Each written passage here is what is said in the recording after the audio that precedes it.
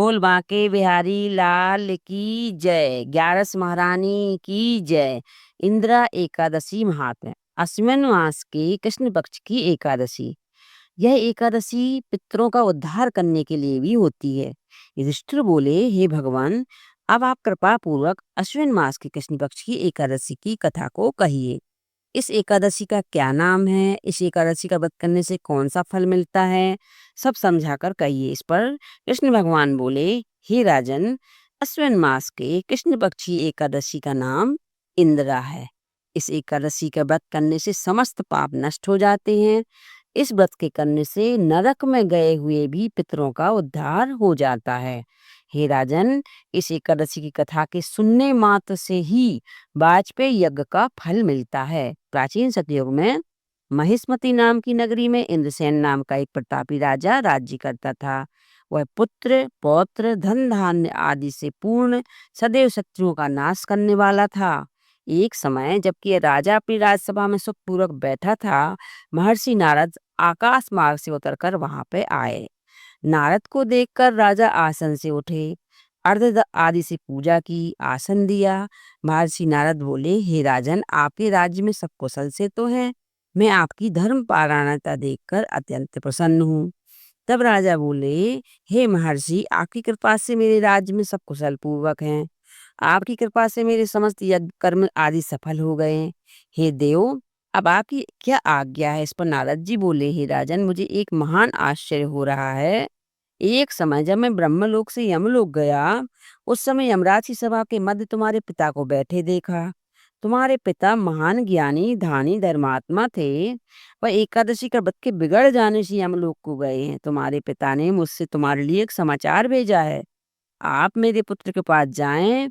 मेरी पुत्र का नाम इंद्रसेन है, जो कि महिष्मति नाम की नगरी में राज्य करते हैं।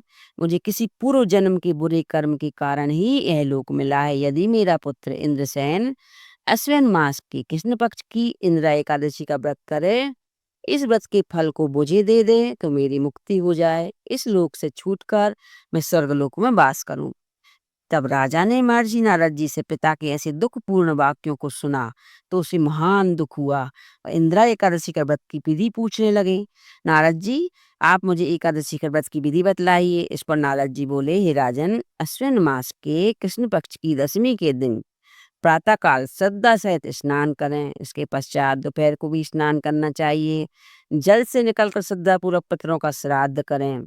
उस दिन एक समय भोजन करें, रात्रि को पृथ्वी पर शयन करें। इसके दूसरे दिन अर्थात एकादशी के दिन प्रातःकाल दातून करें और स्नान करें। इसके पश्चात भक्ति पूर्वक व्रत को धारण करें और कहना चाहिए कि आज मैं निराहार रहूंगा, समस्त भोगों का त्याग दूंगा। इसके पश्चात कल भोजन करूंगा। हे भगवान, आप मेरी रक्षा करने वाले हैं। आप मेरे व्रत को संपूर्ण कराइए। इस प्रकार आचरण करके दोपहर को सालक राम जी की मूर्ति को स्थापित करें और उत्तम ब्राह्मण को बुलाकर भोजन कराएं। दक्षिणा दें, भोजन में कुछ हिस्से को गऊ को दें। विष्णु भगवान की धूप दीप नैवेद्य आदि से पूजा करें और रात्रि को जागरण करें। इसके उपरांत द्वादशी के दिन मौन होकर बंधु बांधवों सहित भोजन करें। हे राजन, यह इंदिरा एकादशी के व्रत की विधि है। हे राजन, यदि तुम आलस्य रहित होकर इस एकादशी के व्रत को करोगे तो तुम्हारे पिताजी अवश्य ही स्वर्ग में जाएंगे।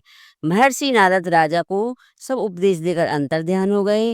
राजा ने इंदिरा एकादशी के आने पर उसका विधि पूर्वक व्रत किया। बंधु बांधवों सहित इस व्रत को करने से आकाश से पुष्पों की वर्षा हुई और राजा का पिता यमलोक में रथ से पर चढ़कर स्वर्ग को गया। राजा इंद्रसेन भी इस एकादशी के प्रभाव से इस लोक में सुख भोग कर अंत में स्वर्गलोक को गए। श्री कृष्ण भगवान कहने लगे, हे धर्मराज युधिष्ठिर, यह मैंने तुम्हारे सामने इंदिरा एकादशी का महात्म वर्णन किया है। इस कथा के पढ़ने व सुनने मात्र से ही समस्त पाप नष्ट हो जाते हैं और अंत में मनुष्य स्वर्गलोक में जाकर वास करता है। बोलिए बांके बिहारी लाल की जय। एकादशी महारानी की जय।